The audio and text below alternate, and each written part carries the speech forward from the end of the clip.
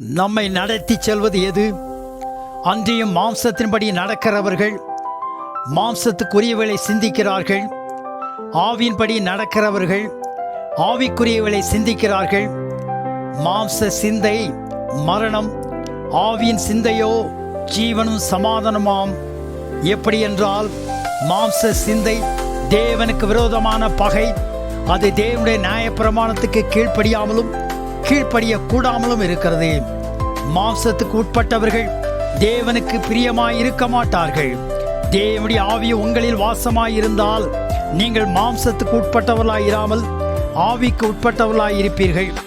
கிறிஸ்துவின் ஆவி இல்லாதவன் அவருடையவன் அல்ல.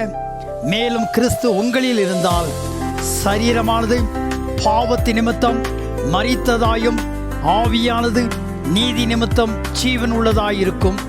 அன்றியும் இயேசுவை மரித்தோரிலிருந்து எழுப்பினருடைய ஆவி உங்களில் வாசமாயிருந்தால் கிறிஸ்துவை மரித்தோரிலிருந்து எழுப்பினவர் உங்களில் வாசமாயிருக்கிற தம்முடைய ஆவியினாலே சாவுக்கேதுவான உங்கள் சரீரங்களையும் உயிர்ப்பிப்பார்.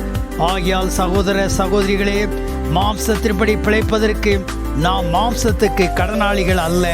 எங்கள் அன்பின் ஆண்டவரே, நாங்கள் மாம்சத்தின்படி வழி நடத்தப்படாமல் தேவனுடைய தூய ஆவியானவர் எங்களை நடத்தும்படியாக எங்களுடைய ஆவி ஆத்மா சரீரத்தையும் வாழ்க்கையை ஒப்புக் கொடுக்கிறோம். ஆண்டவரே, நீர் ஆசீர்வதியும் வழி நடத்தும். இயேசு கிறிஸ்து மூலம் ஜெபம் கேள் நல்ல பிதாவே, ஆமென். ஆண்டவரின் அன்பை பரப்ப லைக், ஷேர், சப்ஸ்கிரைப் மற்றும் கமெண்ட் பண்ணுங்க.